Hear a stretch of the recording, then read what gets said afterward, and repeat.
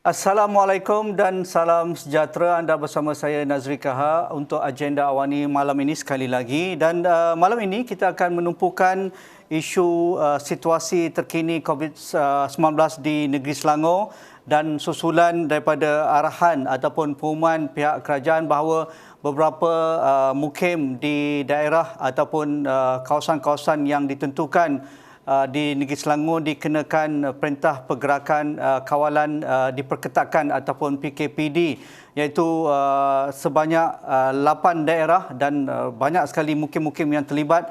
Jadi pastinya ini untuk memastikan rantaian COVID-19 dapat direndahkan ataupun dikurangkan, melihat trend ataupun KKM sendiri mengesan trend jangkitan COVID-19 yang agak tinggi di Selangor dengan laporan mengatakan bahawa purata antara 1,800 ke 1,900 kes. Dan ini juga dapat dilihat daripada laporan harian kes positif COVID-19 dan yang terkini untuk hari ini juga kita lihat angka masih melebihi 2,000 kes sehari di negeri Selangor. Jadi untuk melihat perkara ini, apakah langkah-langkah pencegahan untuk mengurangkan risiko jangkitan COVID-19 di negeri Selangor dan apakah penambahbaikan usaha-usaha inisiatif surveillance kesihatan awam dilakukan oleh Jabatan Kesihatan Negeri Selangor dan memberikan nasihat kepada penduduk di kawasan-kawasan yang terlibat ini. Jadi di talian sekarang melalui Skype saya bersama dengan Datuk Dr. Syahri Ngadiman, Pengarah Jabatan Kesihatan Negeri Selangor. Assalamualaikum Dr. Syahri, apa khabar? Waalaikumsalam warahmatullahi wabarakatuh. Saya sehat. Alhamdulillah. Sehat tanpa COVID. Alhamdulillah, itu yang penting. Ini Jeneral pertama negeri Selangor, pastinya perlu berada di barisan hadapan. Dr. Syahri, untuk permulaan mungkin Dr. Syahri nak memberikan sedikit komen laporan yang viral semalam mengatakan bahawa situasi di pusat CAC ataupun Assessment Center COVID-19 di Shah Alam itu penuh sesak. Jadi mungkin ada laporan yang sudah diterima oleh Jabatan Kesihatan Negeri Selangor. Apakah punca kesesakan yang menyebabkan individu yang merujuk kes mereka ke CIC Shah Alam terpaksa menunggu lebih daripada 5 ke 6 jam untuk mendapatkan pengesahan COVID-19 mereka? Dr. Syahri. Ya, terima kasih. Jadi bagi kejadian yang berlaku semalam di CIC Stadium Malawati, ianya adalah satu perkara yang bukan biasa, ya. Quite abnormal bagi kita kerana kebiasaannya kita akan menerima pengunjung-pengunjung bagi COVID assessment di Stadium Malawati sekitar 1,000 ke 1,500. Tapi pada hari semalam terdapat 2,600 pengunjung yang datang untuk membuat assessment bagi COVID-19. Jadi ini adalah satu jumlah yang agak besar dan itu sebab jumlah masa yang diambil agak memakan masa sikit. Dan kalau terlihat, bagi COVID Assessment Center Stadium Malawati ini, ianya dikhususkan untuk mereka yang berada dalam daerah Petaling. Namun harian kita dapati kira-kira 400 orang setiap hari adalah di luar pada daerah Petaling yang menggunakan fasiliti ini. Jadi kita mengamalkan no wrong door policy. Jadi kita menerima pesakit-pesakit untuk kita ambil tindakan susulan bagi COVID assessment. Jadi pada hari semalam, akibat jumlah yang agak begitu ramai dan juga ramai juga di luar daripada daerah Petaling yang melebihi angka 1,000 orang lebih daripada di luar daerah Petaling. Jadi itulah yang menyebabkan kesesakan. Namun pada hari ini, pada pagi tadi saya telah bersama-sama juga dengan kedatangan di kawasan Stadium Malawati dan saya dapati bilangannya adalah semacam harian-harian sebelum ini dan ianya adalah keadaan terkawal. Jadi apakah nasihat Dr. Syahri, Datuk Dr. Syahri kepada pesakit yang cuba merujuk kes mereka ke CAC Stadium Malawati ini, sedangkan sejak beberapa bulan lalu JKNS sudah pun membuat satu keputusan bahawa CAC di peringkat lokaliti ataupun daerah mereka sudah pun tersedia dan mereka boleh merujuk ke CAC yang berhampiran dengan kediaman mereka. Komen Dr. Syahri. Ya, di negeri Selangor sendiri kita ada 34 COVID Assessment Center di seluruh daerah. Dan saya amat berharaplah kepada rakyat yang telah dijangkiti COVID-19 ini dapat pergi ke CAC di daerah masing-masing. Namun saya dapati kenapa mereka memilih Stadium Malawati ini, kerana di kawasan Stadium Malawati ini adalah kita mendapat jumlah lot parking yang begitu banyak dan tak ada isu. Mungkin di tempat-tempat lain jumlah parking adalah amat sedikit. Oleh itu mereka memilih Stadium Malawati sebagai tempat utama bagi membuat asesmen diri mereka yang telah dijangkiti COVID-19. Namun saya amat berharap kepada mereka yang telah dijangkiti kalau boleh pergi ke daerah masing-masing agar dapat menjimatkan masa mereka untuk membuat asesmen bagi COVID-19 ini. Okey, yang terkini juga yang kita dapat maklumat terkini bahawa Selangor mencatatkan kes harian yang agak tinggi, mungkin yang tertinggi sejak kita melaporkan COVID-19, iaitu sekitar 3,260 kes daripada jumlah nasional 7,654 kes bagi kes positif 6 Julai 2021. Mungkin Dr. Syahri nak komen mungkin untuk Selangor ni datang dari mana kes yang begitu besar ini sebanyak semalam? Ya, bagi kes-kes yang kita dapat, kita pernah mencah-pecah angka hampir 5,000 lebih sebelum ini. Ya. Dan 3,000 lebih juga adalah satu angka yang kita tak suka nak lihat. Betul. Dan tak suka nak dengar. Betul. Dan kes yang begitu ramai ni, kalau kita lihat, ianya adalah berlaku apabila kita intensifikan program saringan COVID-19 ini kepada kontak rapat mereka. Jadi kalau kita lihat di negeri Selangor ini, setiap hari kita melakukan ujian saringan antara 20,000 ke 25,000 orang di kalangan kontak rapat. Ini adalah jumlah yang agak ramai. Kalau kita lihat, setiap hari kita ada kes-kes berjumlah sekitar 2,000. Dan kalau kita lihat saringan yang kita lakukan atau 20 ke 25,000, bermakna secara purasa orang di setiap individu yang dijangkiti, kita ada 10 lagi orang yang kita saring. Ya. Ini secara purasa. Jadi akibat daripada saringan-saringan ini, dan kita dapati bahawa mereka yang dijangkiti memang ramai, dan memang kita melihat bahawa kes-kes yang dijangkiti harus dilihat kepada kontak rapat mereka, dan kita kena lihat kes-kes yang perlu dilakukan tindakan susulan daripada itu harus dilakukan. Jadi ada satu perkara yang amat penting, mana-mana kes positif, kita lakukan saringan ke atas kontak rapat mereka bagi memutuskan COVID-19 ini. Dan bagi negeri Selangor, saya amat bertuah kerana negeri ini mempunyai bilangan fasiliti swasta yang begitu banyak juga. Dan fasiliti ini membantu kita dalam saringan COVID-19. Dan kalau kita lihat, 70% daripada saringan yang dilakukan terhadap kontak-kontak rapat ini dilakukan di sektor swasta. Ya. Ya. Ya. Mungkin selepas 2 bulan lebih kita melalui MCO dan sebulan lebih full lockdown ini, adakah menjelang kita melalui PKPD di kebanyakan daerah ataupun mukim di Selangor sekarang untuk mencapai kepada 16 Julai 2021, adakah Dr.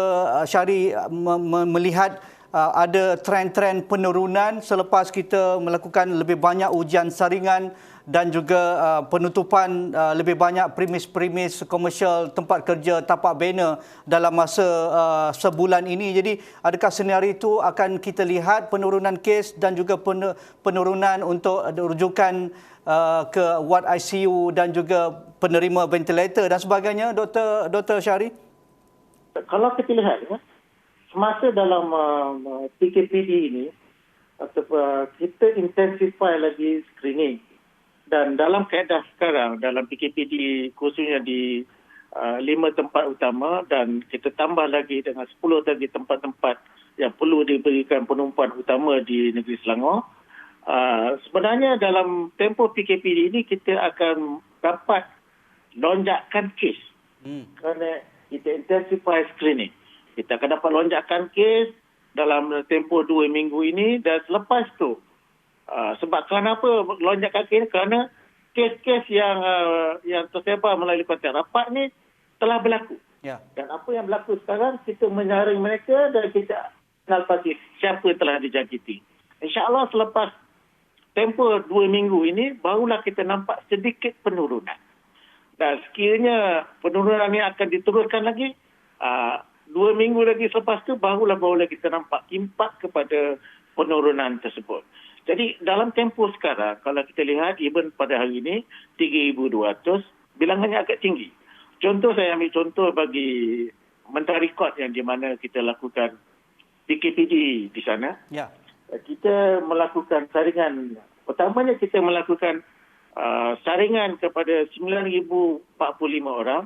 Daripada jumlah tersebut, kita dapati terdapat mereka yang kontak rapat dan sebagainya.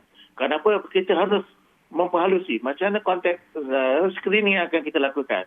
Jadi selepas daripada 9,000 lebih yang kita jumpa dan kita telah kenal pasti terdapat 5,797 orang adalah merupakan kontak rapat. Dan sehingga pada tengah hari tadi, kita telah kenal pasti 254 kes di kawasan Mentari Kod. Dan apa langkah yang kita telah lakukan, disebabkan bilangan mereka yang agak ramai di sana, kita telah mewujudkan kaedah baru, iaitu di mana di kawasan Mentari Kod itu kita buat minifikasi, macam MAF juga. Kita buat minifikasi supaya mereka dijangkiti, kita lihat dan uruskan di sana, dan sekiranya rumah mereka bersesuaian, kita akan minta mereka pantau diri mereka sendiri di rumah masing-masing. Inilah approach yang kita lakukan bagi Mentari Kod. Dan di samping itu juga, bagi memastikan imunisasi dapat diberikan dengan bagus, di kawasan PKPD ini kita laksanakan vaksinasi kepada penduduk-penduduk yang negatif hasil perujian saringan tersebut. Adakah ini satu pendekatan, Dr. Syahri, adakah ini satu pendekatan baru yang diguna pakai oleh JKNS Selangor untuk aktiviti-aktiviti surveillance kesihatan awam, contohnya yang terbaru di Mentari Kod ini? Ya, sebenarnya ini adalah approach kita akan kita lakukan. Dan satu lagi contoh adalah di mana kita buat juga PKPD di kawasan daerah Sepang dan juga PKPD di kawasan Ulu Langat. Ya. Di mana saringan sedang dilakukan dan bagi kita mengasingkan kes positif dan kes-kes yang lain yang negatif dan sebagainya akan dilakukan vaksinasi. Dan bagi di kawasan Sepang tersebut, vaksinasi akan dilakukan pada hari Jumaat dan hari Sabtu ini. Manakala yang di arah Ulu Langat yang dilakukan PKPD berkenaan akan dilakukan vaksinasi pada hari Sabtu dan hari Isnin. Jadi ini kita ingin memastikan dalam tempoh PKPD mereka berada di kawasan tersebut, kita lakukan yang terbaik pada mereka, iaitu pemberian vaksin. Dan selepas tu 3 minggu selepas tu, kita akan lakukan vaksinasi yang kedua, untuk dos kedua. Okey, ini satu pendekatan yang baru dan menarik kerana apabila Selangor mendapat bekalan vaksin sendiri dan JKNS dapat mengagihkan terus kepada kawasan-kawasan yang bersasar ini.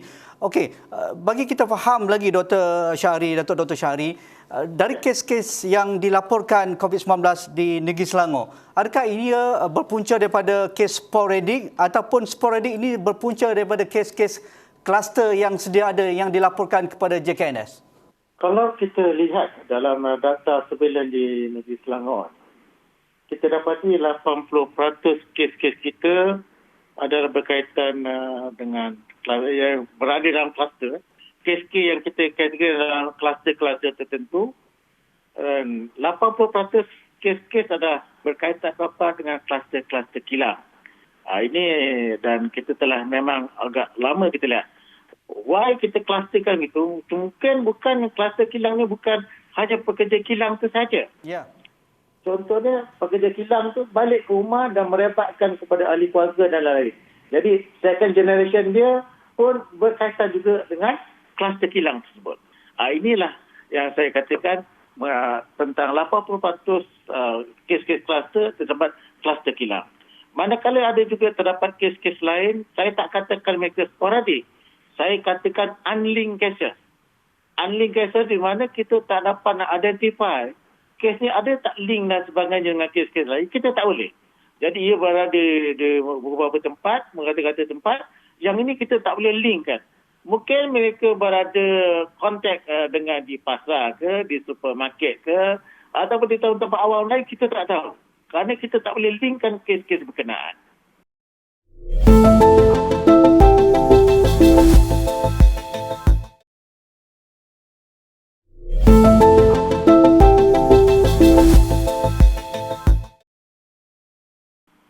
Dari apa yang diterangkan oleh Dato' Dr. Syahri tadi, bahawa 80% kes yang dilaporkan adalah berpunca dari kluster kilang ataupun kluster tempat kerja.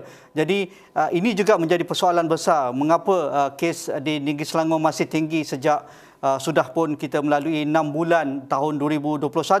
Tetapi dari pendekatan JKNS, adakah tempat kerja ataupun kilang ini akan diberikan suntikan segera untuk memastikan ialah kilang perlu dibuka kerana negeri Selangor merupakan sumber KDNK tertinggi Malaysia dan banyak sekali kilang-kilang beroperasi sama ada syarikat multinasional ataupun IKS besar dan sebagainya. Jadi apa pendekatan JKNS untuk memastikan kilang merupakan satu tempat yang selamat, ia bukan menjadi satu kilang virus tetapi kilang untuk mengeluarkan barang dan menyediakan pekerja-pekerja yang tanpa COVID-19? Ya. Bagi kita memang tahu negeri Selangor adalah sebuah negeri yang maju, banyak industri dan sebagainya dan penyumbang pada ekonomi negara. Sudah pastilah kita ingin memastikan pekerja-pekerja industri ini sihat tanpa COVID. Dan saya juga ucap terima kasih kepada inisiatif MITI dan juga CITF kebangsaan yang mempeloporikan untuk program imunisasi kepada pekerja-pekerja industri melalui program PIKAS. Jadi ianya telah dilaksanakan dan beberapa industri telah memulakan vaksinasi mereka melalui inisiatif PIKAS ini, dan saya minta jugalah mana-mana industri yang belum mendaftarkan diri dalam program PIKAS ini untuk melaksanakan perkara tersebut agar kita dapat memastikan semua pekerja-pekerja industri dapat diberikan imunisasi dalam tempoh terdekat dan singkat. Ini amat penting bagi kita menjamin industri kita industri yang sihat tanpa pekerja-pekerja atau petugas yang dijangkiti COVID-19. Saya amat menyeru kepada semua industri supaya berbuat demikian. Dan di samping pada industri, kita juga kena memastikan sistem penyampaian perkhidmatan kita kepada rakyat dapat berjalan dengan baik. Ya. Dan kita telah lihat juga di mana dalam masa fasa 1 dulu, peranan kesihatan, keselamatan dan sebagainya telah diberikan imunisasi. Dan Alhamdulillah, Jabatan Kesihatan Negeri telah dapat menyempurnakan pemberian kepada mereka semua, termasuk yang berada di fasiliti swasta dan sebagainya. Dan bagi memastikan mereka juga dapat bekerja dalam keadaan tenang, khususnya pekerja-pekerja di Jabatan Kesihatan Negeri, kita juga telah melemparkan kepada ahli keluarga mereka supaya mereka juga tidak dijangkiti COVID-19 dan kita telah melaksanakan pemberian imunisasi. Kenapa? Kerana sekiranya ahli keluarga tidak diberikan imunisasi, kemudian ahli keluarga berada di luar dan sebagainya menjangkitkan orang lain, dijangkiti COVID, dan ia berpotensi untuk memberikan jangkitan itu kepada kaki tangan walaupun dalam keadaan asimptomatik. Jadi ini amat penting bagi kita menjamin, memastikan ahli keluarga kepada frontliner juga diberikan imunisasi yang lengkap. Dan kita sedang berusaha ke arah perkara tersebut. Dan bagi lain-lain frontliner, petugas-petugas kerajaan juga amat perlu kerana kita ingin memastikan penyampaian perkhidmatan kepada rakyat diberikan dengan sempurna. Itu kita harus juga melakukan kepada perkara ini kepada mereka semua. Ya. Termasuk kelompok industri ataupun pemain-pemain industri media, Dr. Syahri? Ya, exactly.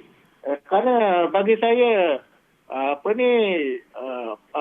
media ni amat penting bagi menyampaikan maklumat yang tepat dan cepat kepada rakyat. Dan mereka sentiasa kesana kemari dan sebagainya. Sekiranya seorang dalam ahli media dapat jangkiti COVID, chances merebak kepada kumpulan media dan orang lain juga adalah tinggi.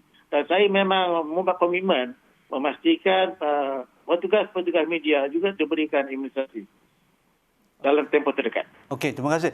Dr. Syahri, mungkin Dr. Syahri nak komen dari pemerhatian JKNS, kes-kes yang dilaporkan yang tidak bergejala dan tetapi positif COVID-19 yang mereka masih menunggu panggilan daripada CSC untuk membuat saringan pengesahan dan sebagainya, tetapi terpaksa tinggal di rumah dan akhirnya mereka melalui fasa ataupun kategori 4 dan 5 dan meninggal. Jadi ada kes yang besar di negeri Selangor. Jadi mungkin Dr. Syahri nak bagi penerangan tentang ini, mengapa ada isu di lapangan untuk membawa mereka ke PKRC, ke hospital, ataupun bagaimana kita melakukan kawalan kendiri ataupun memastikan mereka yang disahkan positif itu dalam masa mereka menunggu itu dapat assessment dan dapat menjaga diri mereka dan diberikan laporan segera jika ada sebarang masalah ketika mereka dikuarantin ataupun tinggal di rumah itu, supaya dapat mengelakkan isu BID itu.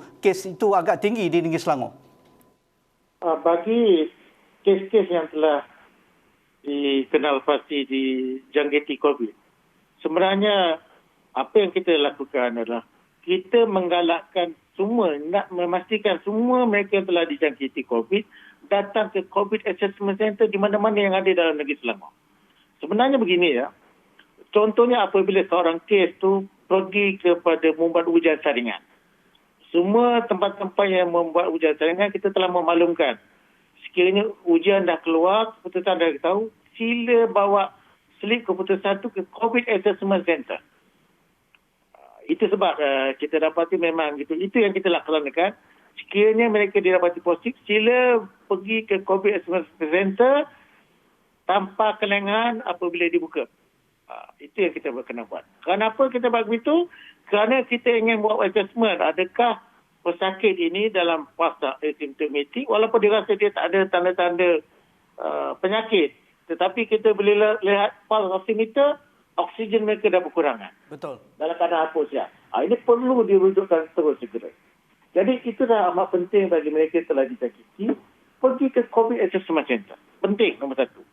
Yang keduanya, kita juga di dalam negeri Selangor, kita juga ada dapat bantuan pada 66 orang pegawai perubatan swasta.